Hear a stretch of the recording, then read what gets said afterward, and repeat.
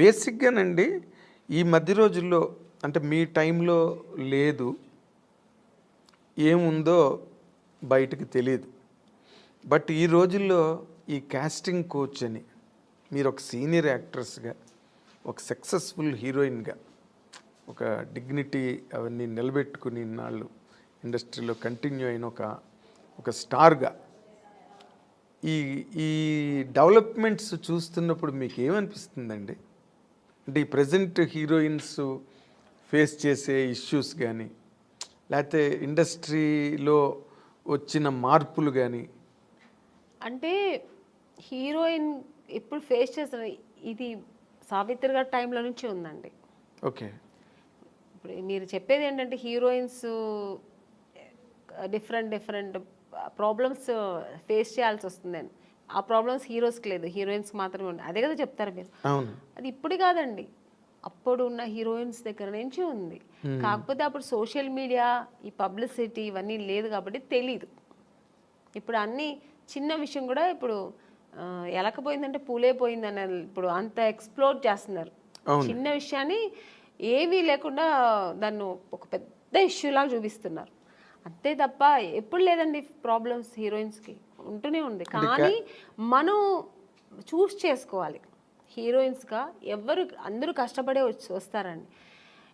ఎవరు వచ్చిన వెంటనే హీరోయిన్ ఎవ్వరు అవ్వలేరు. అంటే చేసిన ఆ హీరోయిన్స్ వాళ్ళకే తెలుసు. ఎవరికైనా ఆ వెనకాల ఒక కథ ఉంటుంది, వాళ్ళకి వాళ్ళ బ్యాక్గ్రౌండ్ ఉంటుంది, వాళ్ళు ఏం కష్టపడ్డారు, ఎలా వచ్చారనేది ఉంటుంది. కానీ ఇప్పుడు మనం చూస్ చేసుకోవాలి. రెండు ఉంటుంది, మంచి ఉంటుంది, చెడు ఉంటుంది. మీరు ఏ ప్రొఫెషనల్ తీసుకోండి, ఏ జాబ్లో తీసుకోండి, మీకు ఉంటుంది మంచి చెడు. దాన్ని మనం తీసుకున్న రీతి, మనం తీసుకోవాల్సిన ఇది మంచి ఇలా వెళ్ళాలి అనేది మన చేతుల్లో ఉంది. అంతే. చెడు ఉందని తెలిసిన తర్వాత మనం ఎందుకు వెళ్తామండి కదా. అంటే మీరు ఎప్పుడు అట్లాంటి ఎవరు మీ జనరేషన్? చెప్పాను కదా, ఫేస్ చేశాను నేను కూడా. తెలుగు మనం తమిళ్లో చాలా ఫేస్ చేశాను నేను కూడా. Casting couch problem. అవునండి. ఇప్పుడు పెద్ద డైరెక్టర్స్ పెద్ద కంపెనీల్లో లేదు అలాంటి నాకు తెలిసి. కొన్ని కొత్త కంపెనీస్ వస్తాయి, కొత్త వాళ్ళు వస్తారు, సడన్గా ఆఫీస్ వేసుకుని హీరో. మనకేం తెలుసు వాళ్ళు కొత్త ఏదో హీరోయిన్స్ ఛాన్స్ అంట, మనం వెళ్తాము. ఒక పిలుస్తారు, మేనేజర్ పిలుస్తారు, వెళ్తాం. ఓకే అండి, 2 పీసెస్ వేయాలండి, మీకు ఇక్కడ స్ట్రెచ్ మార్క్ లా ఉంటుంది కదా, అలా ఏమైనా ఉందంటే, నాకెళ్ళి ఎందుకు ఉంటుందండి స్ట్రెచ్ మార్క్, నాకు లేదండి అండి. లేదు, ఒకసారి చూపిస్తే బాగుంటుంది. ఎలా చూపిస్తారండి? పక్కన ఇప్పుడు ఒక మదరు, మా బ్రదరు ఉంటారు, వాళ్ళ ముందు ఇది చూపించండి, ఎలా ఇలాంటివి జరుగుతాయండి. అది ఎలా చూపిస్తారు? అది వాళ్ళు అర్థం కావాలని చేస్తారా, లేదు పర్టికులర్గా దీనికోసమే ఆఫీస్ వేసుకొని కూర్చుంటారా, మనకు తెలియదు. అప్పుడు అర్థమైపోతుంది వీళ్ళు సినిమా తీస్తారా లేదు దీనికోసం వచ్చారా. మనకు ఎక్స్పీరియన్స్ కదా. ఇప్పుడు ఒక 4-5 కంపెనీ వెళ్తే ఇప్పుడు అక్కడ ఎలా జరిగింది. ఇప్పుడు ఒక పెద్ద కంపెనీకి వెళ్తే వాళ్ళు ఏం అడుగుతారు, కొంచెం డ్యాన్స్ చేసి చూపించమ్మా, ఒక యాక్టింగ్ చూపించు, ఎమోషనల్గా చేయి.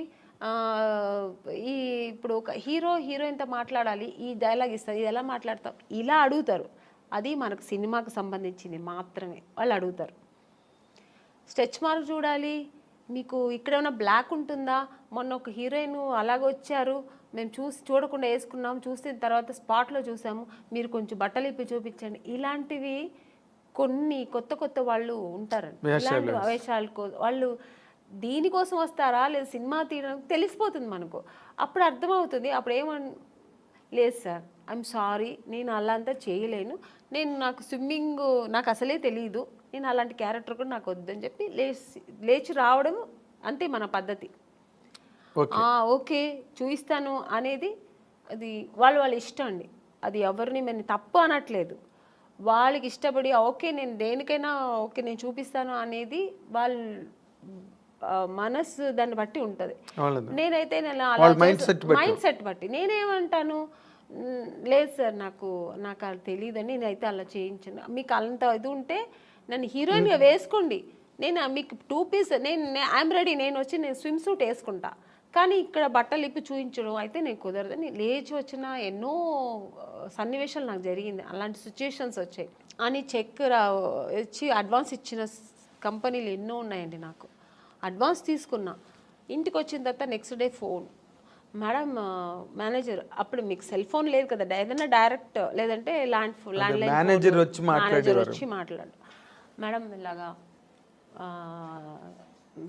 డైరెక్టర్ గారు అక్కడ ఫుల్ ఇది పెట్టుకున్నారు, ఒక స్టోరీ డిస్కషన్ పెట్టుకున్నారు, ఇట్లా ఒక బీచ్ దగ్గర ఇట్లా రమ్మంటున్నారు మిమ్మల్ని, ఫైనాన్షియర్ వస్తున్నారు చూడాలంట. ఫైనాన్సర్ నన్ను ఎందుకు చూడాలి, నాకు అర్థం కాదు. ఫైనాన్స్ ఇప్పుడు చూడాల్సిందే డైరెక్టర్ ప్రొడ్యూసర్ అయిపోయింది. ఇంకా ఎక్కువ అనుకుంటే హీరో చూడాలా, ఓకే హీరో గారు చూడాలి ఎలా ఉంటుంది, నా పక్కనే ఎలా చేస్తే హీరోయిన్ ఒక అమ్మాయి ఎలా ఉంటుందో చూడటం, ఇది పద్ధతి. ఫైనాన్సర్ ఎందుకు చూడాలి నన్ను అనవసరంగా, నాకు అర్థం కాదు.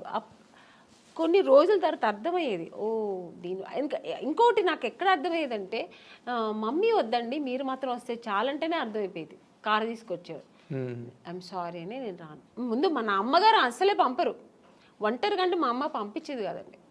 లేదండి మా అమ్మాయిని అయితే ఒంటరిగా పంపాము. మా అమ్మ ఒక్కటే అన్నదండి, సినిమా హీరోయిన్ అవ్వాలా అనుకున్నావు, నాన్నగారి దగ్గర పర్మిషన్ తీసుకుని వచ్చాము, లేదు అప్పుడు ట్రై చేస్తున్నాం, అప్పుడు ట్రై చేసే టైంలో ఓకే దొరికితే చేద్దాం, లేదంటే ఉండే ఉంది మనకు బెంగళూరులో మాకు ఇల్లు ఉంది, హ్యాపీగా అక్కడ వెళ్ళి జాబ్ చేస్తా, లేదు చదువుతావు చదువు, పెళ్లి చేస్తానో చేస్తా, ఇన్ని ఆప్షన్ ఉన్నప్పుడు మనకు అనవసరం.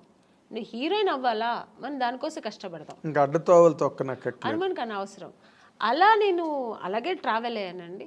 నాకు అలాగే ఒక మంచి కంపెనీ, మంచి డైరెక్టర్స్, హెల్దీ పీపుల్స్తో హెల్దీ, అదే దేవుడు మీ మరో విన్నాడు, తప్పు అది 100% కీర్తనల్ని బాగా ఆస్వాదించాడు. ఒక్కొక్క కంపెనీ వెళ్ళొచ్చిన వెంటనే నేను ఫస్ట్ దేవుడా నాకు రేపు ఈ కంపెనీ రేపు నేను హీరోయిన్ అయిపోవాలి, సెలెక్ట్ అయిపోవాలి, ఇలాగే వేడుకునేదాన్ని. అదే కాకపోతే ఇప్పుడు మీరు ఒకటి గమనించాలి, మీరు అన్నారు ఇందాక సావిత్రి గారి దగ్గర నుంచి ఉన్నాయండి ఇలాంటి ఇండస్ట్రీలోని అని. కాకపోతే ఇప్పుడు సోషల్ మీడియా రావడం వల్ల, కానీ హీరోయిన్లే పోలీస్ కంప్లైంట్లు ఇచ్చి కొంతమంది బాంబే నుంచి వచ్చిన వాళ్ళు, లేకపోతే ఏదో మొత్తానికి అలాంటివన్నీ జరగడం, అవన్నీ యూట్యూబ్లో వాళ్ళు వచ్చి వీడియోలు రిలీజ్ చేయడం, ఒక రకమైన డిస్టర్బెన్స్ అన్నది కొన్ని అన్ని చోట్ల అని కాదు, ఇన్ని సినిమాలు వస్తున్నాయి ఎక్కడ జరగవు కానీ, బట్ జరిగినవి మాత్రం చెప్తున్నాను కదండి, ఇండస్ట్రీ పరువు తీయడానికినే వచ్చిన వాళ్ళు అయితే ఇది జరగదండి. ఇంకా వేరే థాట్స్ మీద వస్తారండి కొంతమంది, ఇక్కడ హీరోయిన్లు ఉంటారు, ఇలా ఉంటారు, మనం ఇది సినిమా తీస్తూ ఇది కూడా చేయొచ్చు అనే వాళ్ళు కొంతమంది వస్తారు, అక్కడ ఇలాంటి తప్పులు జరుగుతాయి. ఓన్లీ సినిమాని నమ్ముకొని సినిమాని లవ్ చేసి ఒక సినిమా మనకు ఇండస్ట్రీలో ఈ ప్యాషన్తో వచ్చేవాళ్ళు, కళాకారులుగా వచ్చేవాళ్ళు ఎప్పుడు ఈ తప్పులు అక్కడ ఈ తప్పులు జరగదండి. వేరే థాట్స్ కూడా ఉంటాయి చూడండి దాంతోపాటు, లేదంటే ఆ థాట్స్ మాత్రమే అనుకొని వస్తారు కదా, అక్కడ ఈ తప్పులు జరుగుతాయి. సో అక్కడ కొంతమందికి ఇలా జరుగుతాయి. అవును. తర్వాత మీటూ అనేది కూడా, అలాగే ఆడవాళ్ళు కూడా అండి, ఏ హీరోయిన్ కూడా మనం ఇలా అయిపోవాలి, చెడుగానే ఉండాలి, చెడు దారి తొక్కాలని ఎవ్వరు రారండి. అందరూ ఒక డ్రీమ్తో వస్తారు. ఏ అమ్మాయి అయినా సరే నేను ఒక హీరోయిన్ అవ్వాలి, ఎవరికి ఆశ అందరికీ సొంతం కదండి. నేను కూడా శ్రీదేవి గారిలాగా కావాలి, నేను కూడా ఒక నగ్మా గారిలాగా కావాలి, నేను కూడా ఒక విజయశాంతి గారు లాగా నేను కూడా ఈ సినిమా ఇండస్ట్రీలో అవ్వాలని అనుకోవడం తప్పలేదు. అందరూ ఆశతోనే వస్తారు కదా. సక్సెస్ అయ్యేది కొంతమంది, సక్సెస్ అవ్వకుండా వెనక్కి తిరిగిపోవడం కొంతమంది. ఆ టైంలో కొంతమంది ఇలా జరిగితే దానికి పాప వాళ్ళు ఏం చేస్తారండి, నమ్మకం, ఒకవేళ మనం హీరోయిన్ అయిపోతామేమో అని ఒక నమ్మకంతో కొన్ని తప్పులు జరిగిపోవచ్చేమో, నాకు తెలీదు మరి. అలాంటప్పుడు కొంచెం ఇలా వాళ్ళు లైఫ్లో ఇలా మిస్ అవుతుంటాయి. అవును, మీటూ అనేది కూడా చాలా పెద్ద మూమెంట్. తమిళ్లో రేవతి గారు వాళ్ళందరూ కూడా దాన్ని, జయసూద్ గారు ఇక్కడ, ఆ మీటూ అనేది కూడా చాలా పెద్ద రేంజ్లోనే జరిగింది. దానిలో మీరు పార్టిసిపేట్ చేశారా? లేదండి, నేను చెప్పాను, నాకు మా ఇంట్లో నా సమస్యలు ఎక్కువ ఉంటాయి, ప్రాబ్లమ్స్. ఇప్పుడు చాలా మీ ఇల్లే ఒక ఇండస్ట్రీ, నా ఇల్లే ఒక ఇండస్ట్రీ, అదొక మినీ ఇండస్ట్రీలా ఉంటుంది.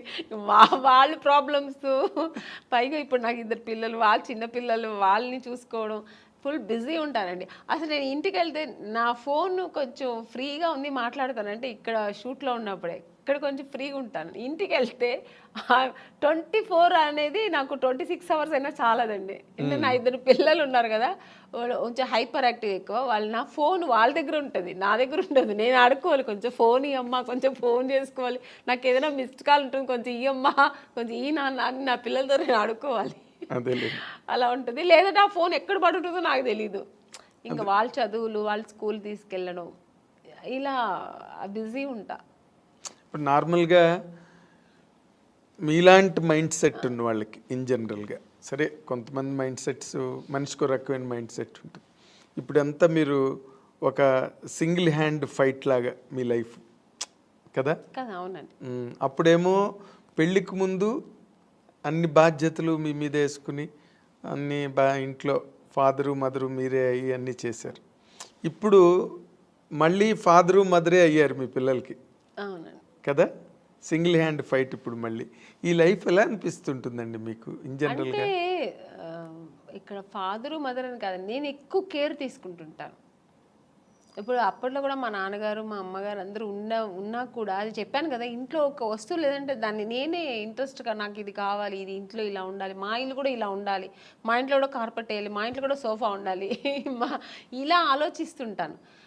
వాళ్ళ ఇంట్లో ఉంటే మనకెత్తుకు, మేము ఇలాగే ఉంటాం అని ఉండదు నాకు. ఒక ఇంట్లో చూసానంటే ఆ కెపాసిటీ మనం కూడా ఎందుకు కొనలేమా, కొనొచ్చు కదా అని ఆ మైండ్ సెట్ అలాగే లైఫ్లో కూడా వచ్చింది.